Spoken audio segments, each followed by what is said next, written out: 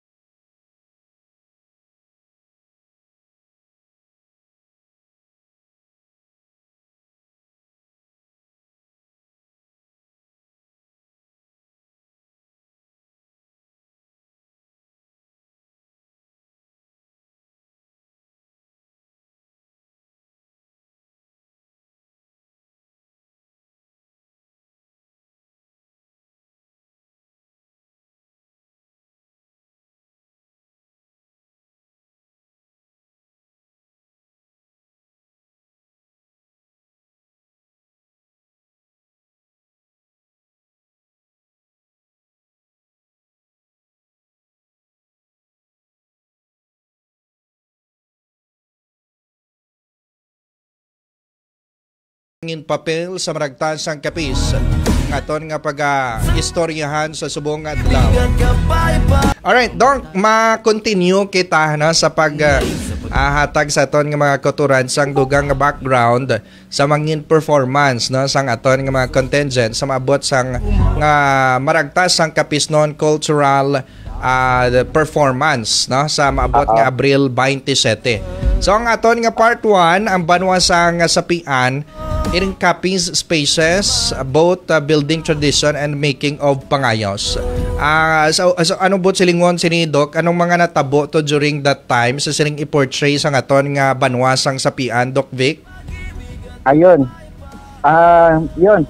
So inuna namon Ray na mag-perform ang taga-sapian for this topic, no, copy spaces, both building tradition and the making of pangayaws. Kasi diri namin nakita, no, actually sinayt din kasi ni Gob na kasi balak niya kasi na magkaroon sa ginatawag na kumbaga confluence of performers. Kaya lang sa kasi sa subong summer ang aton mga suba ay nagkalamala. So dapat gamitin yung waterways para mas realistic bala ang pag-trace back naton sa aton nagbigad kay siyempre ang kapis doon as seafarer kailangan kinanglan ipakita naton ano bala ang ginatawag na geographic spaces ng kapis. No, so bala nato na damo siya waterways, like syempre yung pinakamalaki dira nga suba ang Panay River, no. And interestingly yung pagbabanggitin nato ng Panay River ay yung nakita man ni Gob ang iba't ibang mga tributaries ini nga pwede natin siya i-maximize bala para dira mag-perform ang aton mga kasimanwa na taga-sapian sa ibang bahid sa Pilipinas. At ina ang i-showcase no sang sapian no. Ano bala ang geographic space, yung tsura sang geography sa Capiz, particularly yung kanyang hydrographic identity niya. And in relation to that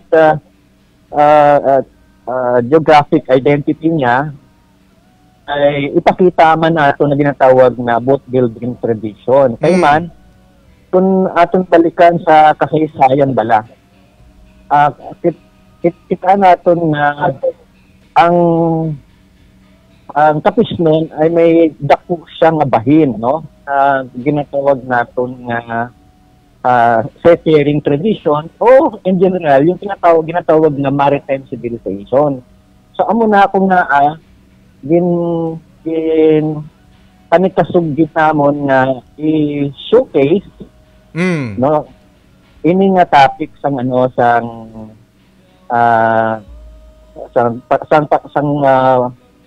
sang sapian, no? And ang gusto namin ipakita pa, maliban din sa geographic identity, yung malaking involvement natin sa maritime civilization at syempre, yung the making of pangayaw. Kasi maayong matrace natin ang kultura sa pagpangayaw sa aton mga ninuno. Kaya man, ang pagpangayaw ay isa ka importante git ini nga kultura sa mga Capiznon. Kay ang pagpangayaw ay isa ka ginatawag na survival narrative, no, sa mga tumulo yung Capiznon. Kay without the pangayaw narrative, hindi natin makita ng aton pagka-Capiznon o pagka-Pilipino. No? Kaya intention din nga na dapat i-showcase natin, ipasundayag dito ng 27. No? Pag inambal mo nga the making of pangayaws, Doc, anong buot silingon sini, Doc? Yeah. Paghambalo natin the making of pangayaws, ginaudling natin, ginabagtas natin sa nagligad ang mga ginatawag na causality, no? Yung context, yung geographic context, yung cultural context na naging catalyst, no? Kung nga nagbangon o naglutaw sa tungaan natin ang ginatawag na pangayaw. Ang mga pangayaw, we're referring to the Capiznon kasi naging pangayaw kita sa iba't ibang bahin, no? Sa Pilipinas kag kalibutan man. Kay malayo ang ginabtan ng bigtantuan in explore sang aton mga ancestors. Okay. So mo na ang iga-portray sa aton nga banwasang sapian. Okay. Ang aton nga next contingent will be sa banwasang Maayon. Medyo mahaba-haba ni galing ilang area of coverage. The rise of maritime polities kag mga hangaways and the beginning of the raids in Asia, Doc. Yeah. Ang topic na ini for Maayon LGU, no, ay magsugod, no, sang tuig 1000 CE o Common Era, tugtog sa pag-abot sang mga dumuluong nga kapila sa isla ng Tanay. In short, pila iga pasundayag ang context ng ginatawag nating pagbangon o paglutaw sang mga maritime states, no, diri sa Pilipinas in general, and specifically sang mga pintados o tagapanay na nag-raid, no, sa China sang tuig 1174. Bagamat may nakiklaim din ito na maaring mga taga Eastern Visayas din ang nagsalatay sa China o maaring man nga mga taga Central Visayas. Pero dahil unresolved pa ang isyong ini kag ang explanation sa mga Chino sa mga raiders nila sa 12th century mukhang tumatama sa mga taga-isla ng Panay. Dahil nasa geographic o strategic location tayo sa yung ginatawag na lanes ng pag-atake kasi ang mas favorable ang pagbiyahe from Tabla Strait going to West Philippine Sea and northward to Guangzhou Bay. That's why ina-assume ko na mas dirigahalin ang constant attack sa China. Bagamat 1174, minsan 1172 yung date niyan. Pero hanggang 16th century pa ang record ng pagsalakay sa ila pungsod sa mga ginatawag na mga pintados o Bisaya, no? Okay. Pero anyway, dahil part naman kita sa Kabisayaan and we belong to one culture, hindi malain nga aton gid nga i-claiman ina ay hindi pa naman ina-conclusive kung sa diin gid bala naghalin ining mga itong mga raiders of China of China coast no of 12th century. Pero dahil kita ay may madalom nga kaangtanan sa ginatawag na maritime civilization pag nagpadayon ini sa pag-abot sang mga katsila diri sa Pilipinas pag kita ang ginkuhaan sa mga ginatawag na mga ferocious sea raiders na recorded mismo hindi lang sa Chinese annals but even sa kronika ng mga katsila. Makita mo yun sa narrative no ng mga chroniclers like alimbawa si Miguel Lopez de Legazpi, no? Yung kanyang mga report no sa Mexico, no? Sa Viceroy of Mexico, kag subong man sa iban pa nga mga chroniclers, no? Subong nila Fray Gaspar de San Agustin kag bisan sa Baxter Codex of 1595 madamo sang narrative nga mahalin sa Panay ang nag-atake sa China kahit kay Odi Corpus yung atake sa Visayas, sa Luzon, sa Mindanao, subong man sa Southeast Asia, kag mainland Asia ay tila naghalin diri sa isla ng Panay, no? Patutunayan natin ina sa performance nga hiwat this coming April 27. It performs ang banwa sang maayon. Okay, it was this time Doc nga daw kitaya nagasakop sa China kag not the other way around. Yeah. Actually, Ray, mali ang assumption sa kadamaan na ang mga Chino aya ang nag-unang nag-abot dito sa Pilipinas. Hindi na matuod. Kitaya ang unang nagkadto sa ila. Kaya hindi man na sila kabalo mag-explore, maglayag. In fact, during the time of Governor de Selva, nag-request pa ang mga Chinese nga tudluan sila kung paano ang ginatawag na pagbiyahe sa ginatawag naton nga layag. Kalalauran.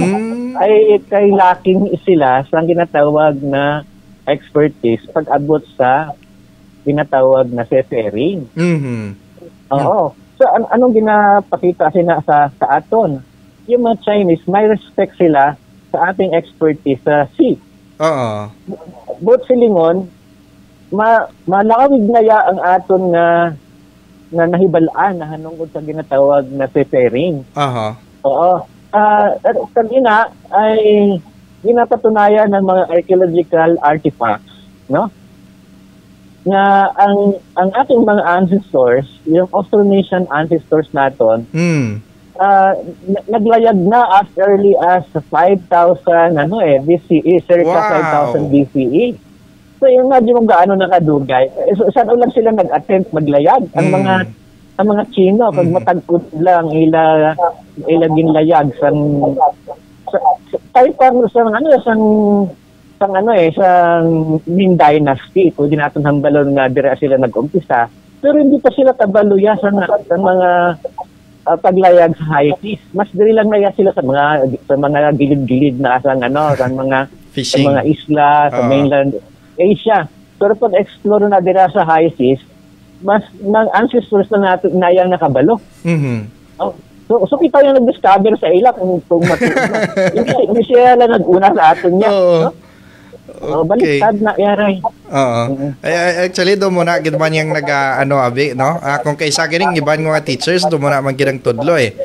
Pero bot sa lingon niya, Doc, before pa man nga nag-alabutan, ining mga mananakop diri sa ton sa Pilipinas, kita na ya una man nakalayag na, kumbaga may mga nasakop naman kita gali nga mga areas sa palibot sang aton nga mga isla, Doc. Oo, matuod na rin kay actually yung ginatawag na maritime jade trade route, no? Balaan mo rin 3000 BCE pa nag-umpisa.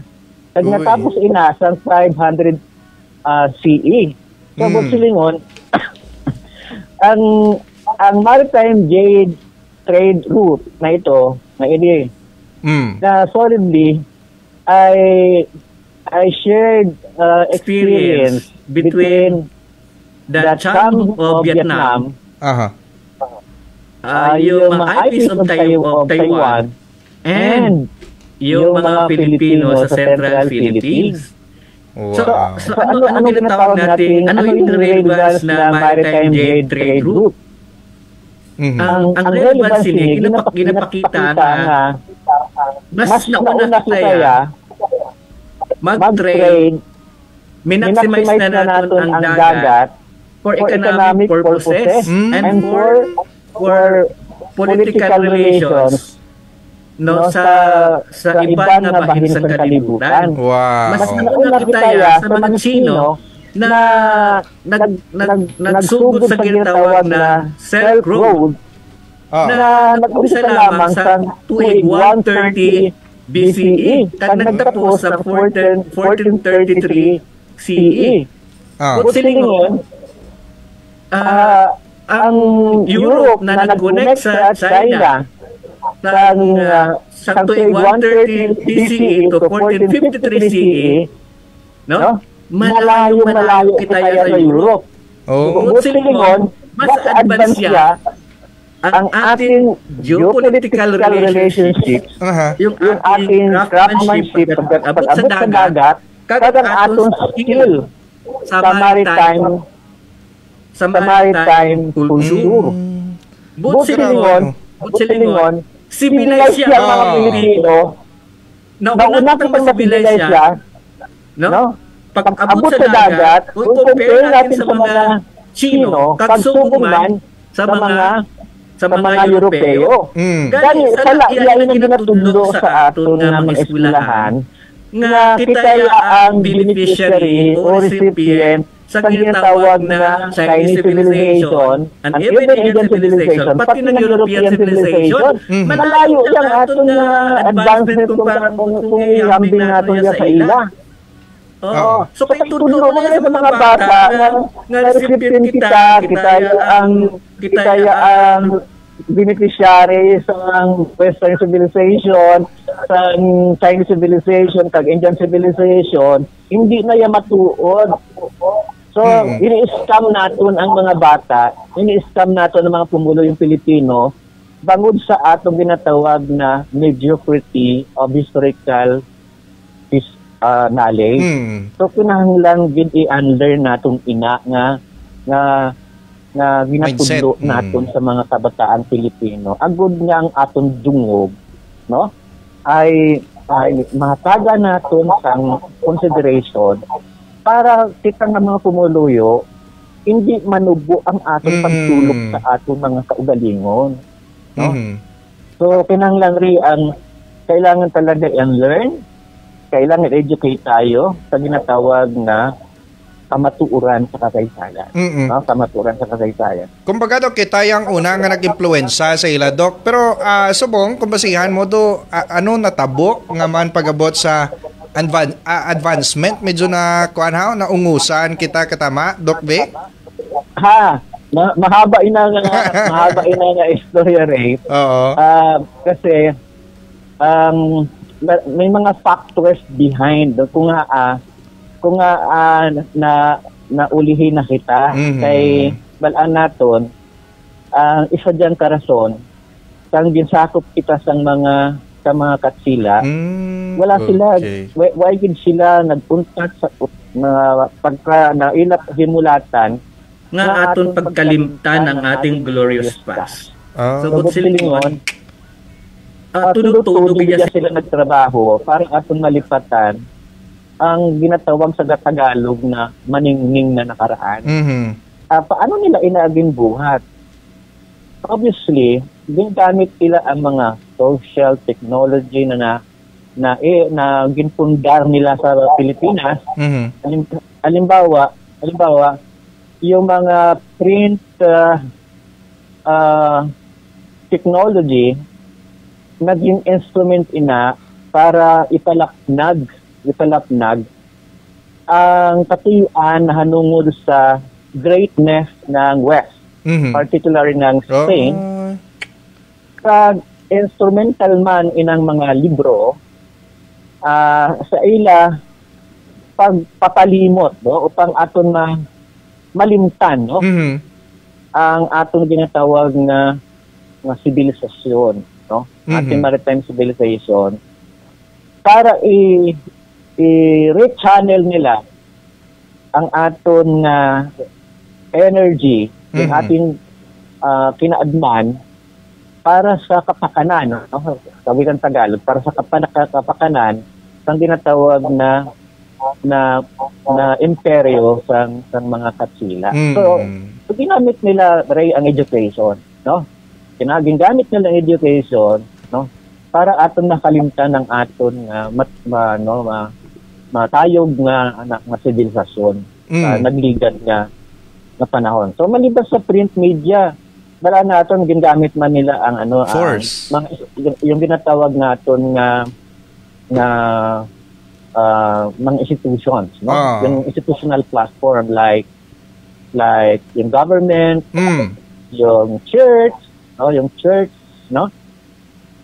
so nagbuliligay na sila para malimtan nato ng aton nga nagligad. Kay pag ang mananakop kasi baka intrude nila sa imong nga lugar, but saling sina trabahuin ginanila para hatagan sang rason kag mahatagan sang legitimization ang ila existence para magpasalamat kita sa ila para ang next generation ng mga Pilipino ay maging palaasa, maging malugsalig lang permi sa di umano ay kadakilaan o benevolence ng West sa Pilipinas. So kailan matap na nato na klase sang mindset, sang kaalaman, so-called, kung kaalaman man natatawag yan, na kontra sa aton na pagpumuluyo. Sa bagay sa sulod sang 333 years, that's an enough time gidman para mabag-o nila ang kung anong gusto nila nga i-implementar sa aton nga pungsod. Siguro proceed kita sa part 2, Doc. Part 2 pa lang tayo gali, Sige rin. Sa banwa sang ibisan ang Blood Compact. Now, Visayan aided the Spanish explorations maning i-portray sa banwa sang ibisan in Las Islas Filipinas, Asia, Oceania, kag creation of Pax Hispanica, Doc Vic. Ayun. Kasubog man sa mga nauna, intended good ini naton nga topic kay ang gusto naton nga ipakita dire na ang pananakop sa Pilipinas ay hindi siya one way. Na ginahambal nila nga kamo nga mga Bisaya in particular, kamo nga mga Pilipino in general ay mahina nga klase sang mga tao. Ang Butsilingon, ginalantaw nila nga ang mga Pilipino at ang mga kapis doon is very passive na na klase sa mga tao para ipakita nila na mas silaya ang makusog, silaya ang maisog, silaya ang may kinaadman sa aton diri sa sa Pilipinas. Pero diri sa ipipresent ng mga taga-itisan, ipakita natin nga ang mga katsila ay pumanuog sa aton sistema. Nakipagsandugo sila sa aton Anong Butsilingon sini? Makusog ang aton ang atong kultura. Sila nagipagsandugo. Ang sandugo ay kultura. Organic culture natin. Butsilingon, ang sandugo is a cultural instrument ng mga Pilipino para ipaidalom ang lipunan o kulturang Espanyol sa nariyang kultura ng mga Pilipino. Ang gagkumpa kalire, ang sanduguan, ang pakikanghod, pagka nagsandugo kita, pag nag-blood compact, magturingan kita nga ikaw, Kastila, manghod kita. Manghod ko ikaw. Ako ang imo magulang. Bilang manghod ay mapaidalom ka sa pagtatap, 'di ba? Pagtatap, pag-alinga, sang diba? magulang. 'Di ba? Sang magulang. At subong man ikaw itrato mo man ako nga imo manghod. So tatapon mo man ako, alingaon mo man ako, kaya nagahulat man ako sa imo care. Amo na ang blood compact. So magbinuligay sila para sa kinaayo, para sa kabuhi kag dungog sang kada isa. So expected man naton nga ang ginabuta ang atong ginahatag sa ila nga pagluwas halimbawa sa ila kabuhi kontra halimbawa sa mga Moro na kalaban nila, na-expect man natin mabulig man sila para luwason man atong kabuhi sa ato man mga paaway. Amo man na sa kinaayo ninyo, gabulig kami para sa inyo. Sa amon dungog, mabulig kami para sa inyong dungog. Pero hindi nila gin-respect. Actually, sinabi yan nila Andres Bonifacio at ng mga Katipunero na anong ganti nila sa ating pagpapala? Wala! Kundi pawang kataksilan, kadayok-dukan, no? At kahirapan ang kanilang iginanti sa ating ginawa para sa kanilang kabutihan. So dire, ipakita natin nga nagpaidalom sila sa atong kultura, pero hindi nila nirespeto ang atong kultura, kaya maging foundation ini para sa next part sa pag-rise ng Katipunan nga concrete manifestation sa aton aligot-got sa atong ginakabig nga utod nga nagtraidor sa aton nga mga Pilipinohon. Oo. Ginbuligan man naton sila pati sa mga exploration nga ginawa nga ginhimo naton. Actually sa matuod lang ang mga exploration sa Luzon, sa Mindanao, sa mainland Asia, sa China, sa Japan, sa Oceania, no? Tanan ina nga mga exploration, ang guide niyan ay mga Bisaya, particularly sa isla ng Panay. Ang nagsulod sa Luzon, for example, ay mga Kapisnon. Wow. Ang mga Kapisnon. Kaya after the establishment of the first Christian settlement sa Cebu, sang tuig 1565, nagsaylo sila sa Panay sang tuig 1569, bangod nga naagyan nila ang gutom dito sa Cebu. Kag nabala nila sa isla ng Panay sa Capiz, damo ya resources sa Capiz. Kamo nagsaylo sila. Sa ila pagsaylo, nakita nila ang kinaadman sa mga taga-Capiz sa seafaring, sa navigation, no, sa raiding mga activities nila nga ginabuhat sa mga dinag-on nga managligad, kag kinapitalize nila ang expertise nga ina for their own benefit. So subot silingon, ang nagsulod diya sa sa Manila, hindi ya sila. Sila ra madidong ya, sila ra marikabog sang Capiz ang nag-guide sa ila pagkadto sa Luzon. Pagkadto sa Luzon. Kag pinabagsak ini sang mga taga-Capiz sang tuig, di ba? Kumpletuhin ko na pati petsa. May 24, 1570, no? Pinirde sang mga Capiz noon ang kaharian ni Raha Laya kag Raha Sulaiman dira sa Suba sang Pasig, sa Pasig. Sabot silingon re, sumakay lang ang mga Katsila, no, sa ginatawag naton nga kultura sang pagpangayaw sang mga Capisnon didto sa Luzon. Kaya ang Luzon, isa lang na kinakalugar nga ginapangayawan sang mga Capisnon. Ginapangayawan man nila ang Mindanao, ang Southeast Asia, pati nga agin sampal ko kagaina ang China. Grabe ba? Oo. So kumbaga daw, kumbaga daw, kita ang naghimo sang mga machineries, mga baruto, nagbato to, pero nagpulo siya mga Kastila, ya Dok. Oo. Bala mo rin, ang kapuslanan ng ina, naging concrete ina, as after the fall of Manila, no? Nagbalik si na Digoiti kag Salcedo, no? Subong man sang hubon sang mga hangaway halin sa Capiz para sugato nila sa Visayas si Miguel Lopez de Legazpi, kasi Legazpi hindi na nag-upod sa ila didto.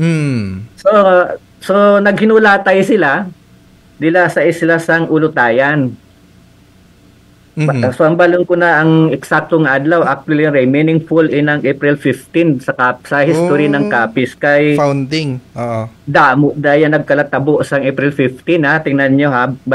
Ilistan yung mga kasimanwa na importante gid ang April 15 sa kabuhi sa mga Capisnon. Una, ang April 15, 1571. Ina nga adlaw, no, nangayaw sa Manila ang hubon sang mga Capisnon, no, kag ang aliado sang mga Katsila nga mga Bulanon kag Cebuano para makadto sila sa Manila kag ipatindog ang ginatawag na Colonial Manila. Mga 263 na dagdag puwersa sa nariyan ng 1,500 Visayan forces. And by June 24, 1570, natukod ang Maynila. Ginatawag inasugo nga araw ng Maynila. Wala napasok sa Maynila pag pag June 24, 1571. Sino nagpatindog sina? Capisnon. Mga Capisnon ina. Pila lang ang mga Katsila dire. Mga tatlo lang nala sila kagatos re. Ang isa kagatos nabilin pa dito sa Cebu. Ang isa kagatos nabilin sa Panay. Kagang nagkadto dito sa Manila, isa lang na sila kagatos. Paano mo perdihon ang Tagalog forces nga halos 5,000 yan fully armed? Kung wala ang mga Bisaya sang Capiz ang sumalakay sa ila. In fact, prior to the establishment of Manila, gusto pa na luwason sang mga kapangpangan. Ginhangkat pa nila ang mga Bisaya nga mag-enkwentro sila dira sa ginatawag subong na Battle of Bangkusay. That was June 3, 1571. Pinerde man naton ang mga kapangpangan sa Battle of Bangkusay sang June 3, 1571. Yan ang unang importance of April 15. The next April 15 ay ang ginatawag na Battle of Tansa Norte. Okay, saan yung natabo? April 15, 1898. So ang enkwentro ay natabo dira sa Tansa Norte na sakop pasadto sang Banwa sang Panay. Ang objective ay ila waskon ang mga arsenal, no, sang mga katsila nga ara dira sa Tansa Norte. Kag ina ang magiging symbolic action, no, para sa kabilugan nga arangkada sa aton revolusyon dira sa probinsya sang Capiz sa bilog nga tuig 1898. No, 1898. So tandaan nyo yan, no, Ray? At mga kasibanwa natin. And the last April 15, the symbolic April 15 for the life of Capiznon ay natabo sang April 15 man, no, 1901. Amo ini ang establishment sa ginatawag nga civil government sa probinsya sang Capiz. At palaan mo, Ray, kag mga mahal naton nga mga pumulo yung Capiznon, ang Capiz civil government ang ikadua sa pinakauna na civil government nga gintukod sang mga katsila sa bilog nga Pilipinas. Wow. Nauna lang sa aton ang Baliwag Bulacan. ang Baliwag Bulacan ang pinakauna gid. Nga gintukuran sang civil government sa bilog nga nga Pilipinas.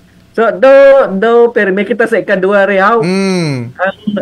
Ang ikauna nga ginatawag nga Hispanic settlement ay Cebu. Kadua diba? Panay. So kita man ang ikadua sa Hispanic settlement dira sa Pueblo Panay, sa Banwa sa Panay, Subong, no? So mo na ikadua. Sa Amerikano, ikadua man kita. so baka may pattern riya.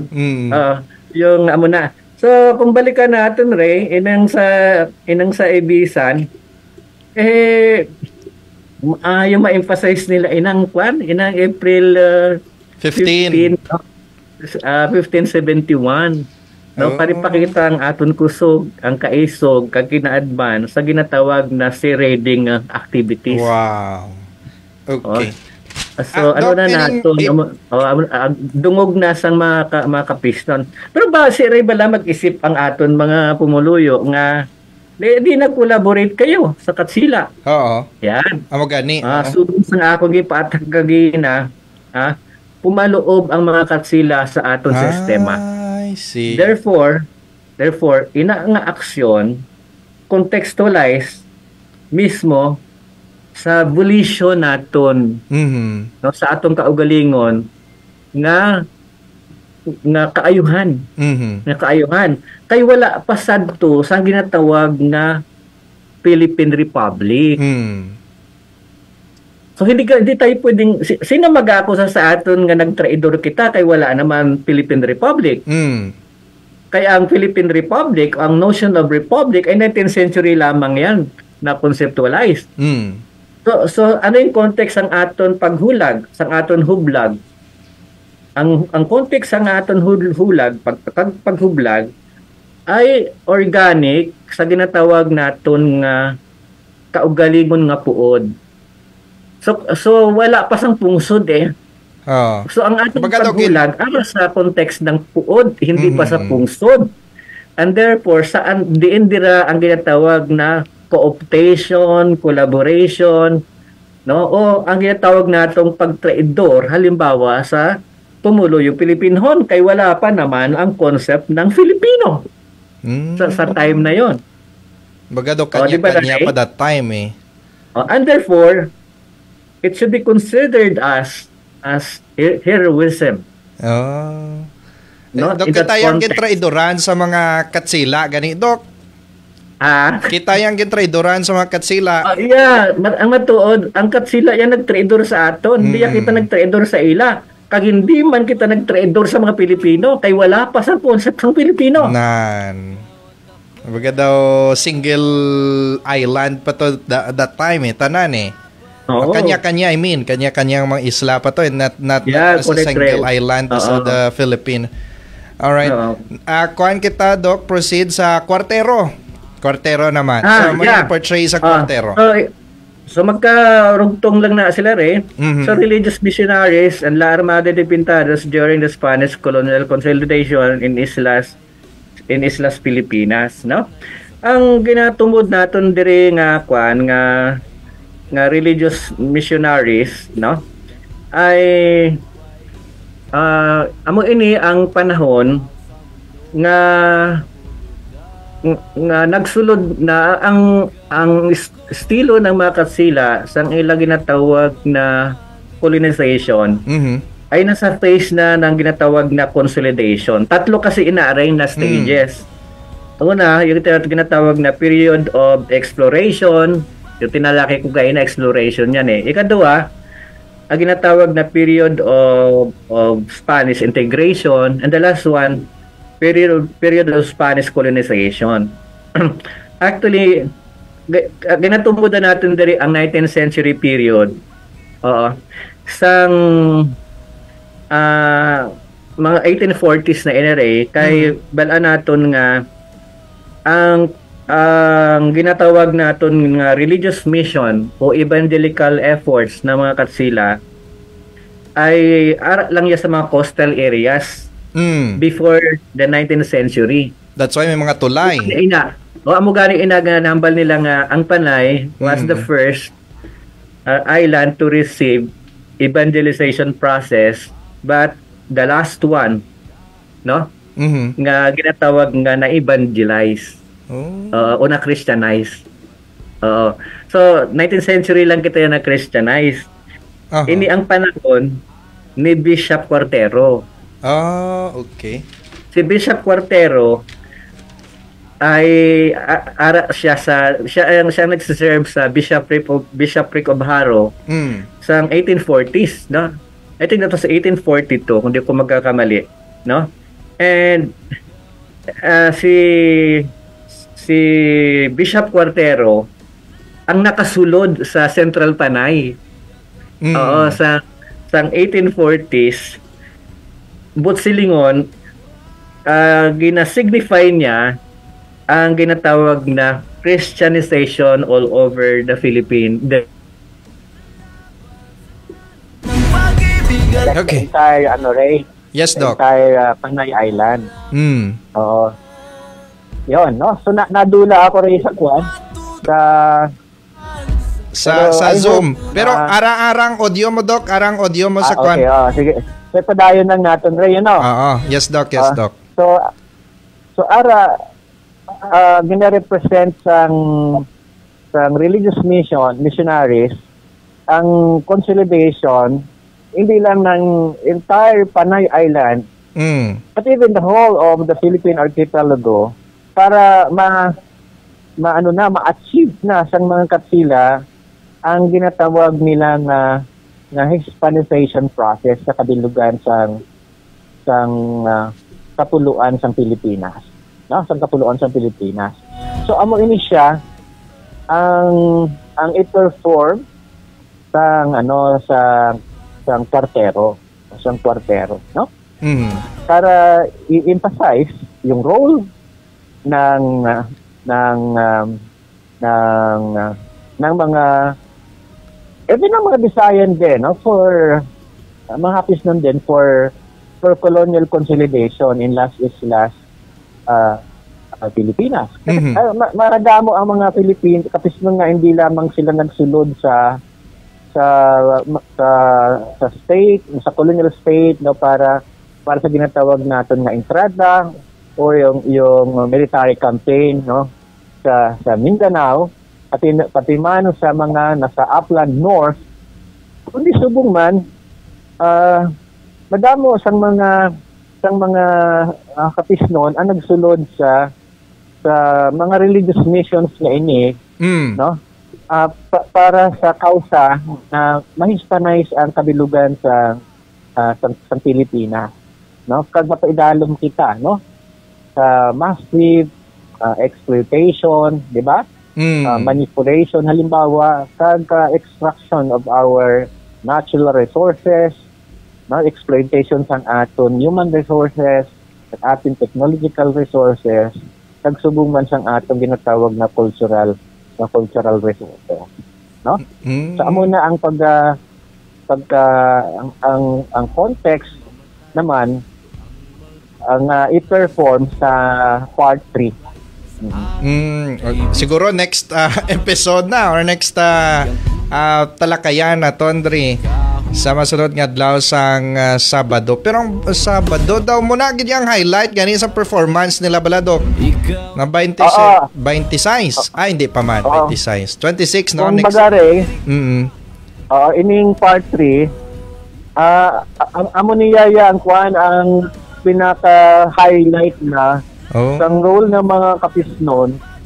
Kasi inang part 1 sa 2 lumilitaw na context yan sang paghulan ng mga kapisnon, specifically sa atong bilog ka probinsya pagsulod sang tuig 1896 kay kung lang taon mo bala dilare arao Katipuneros and Revolutionaries of Capiz, di ba? The Sins of Tapas, the Mambusaw Assembly, Freedom Fighters and War Strategies, no?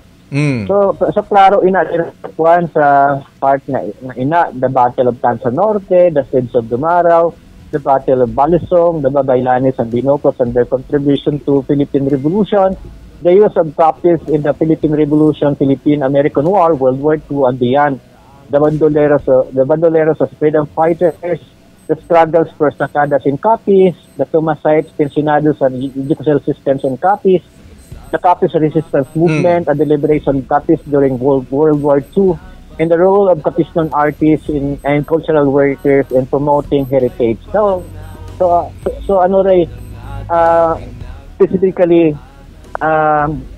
focus na sa Capiz talaga, diretso na sa Capiz ang performance sa part 3. Okay, sige. Medyo palabos naging kitabin sa oras diri karon Dok. Pero sunod naman ang iba na.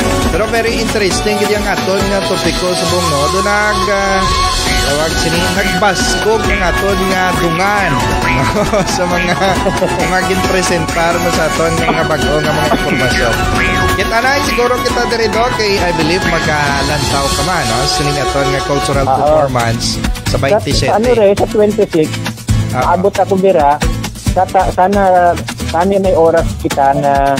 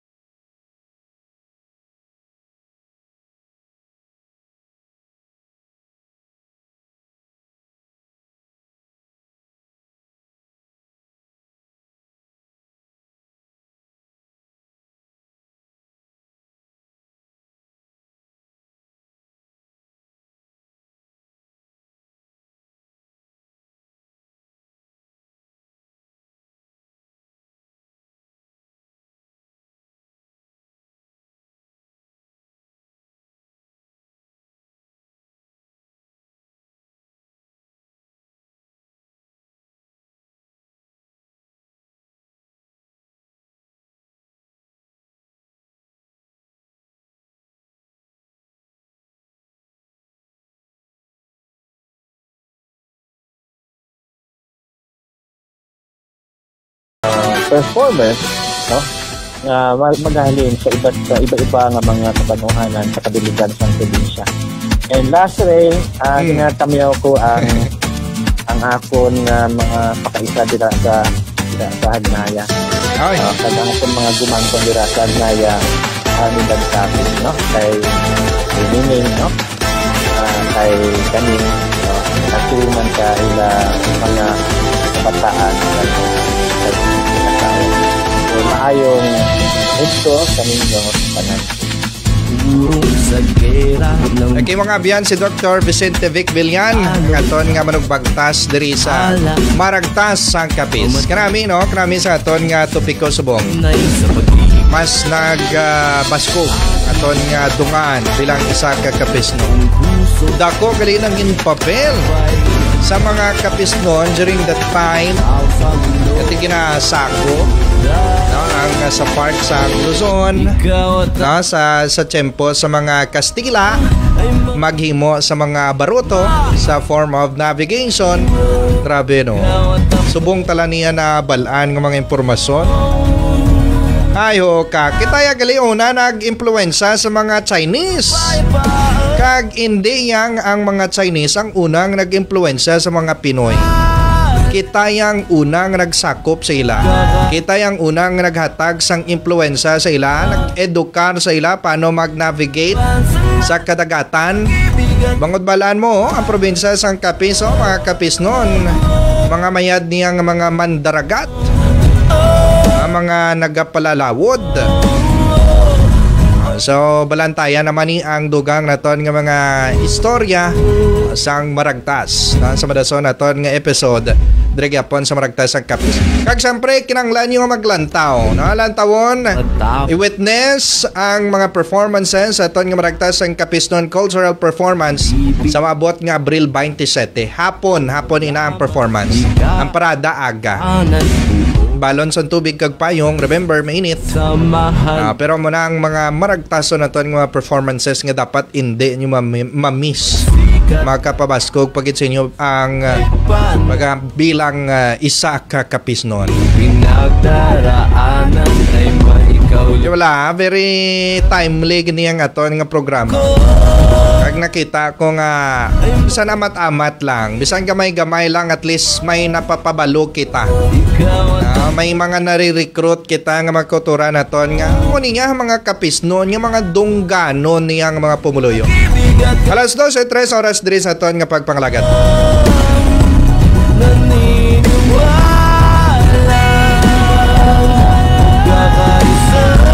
Maramog nga salamat sa inyo pag-upod diri sa ton nga pagpanglagat. Ako ay mga mandirigma. Kapon na lang sa ton nga technical side with Boss Sander Neil Tuco.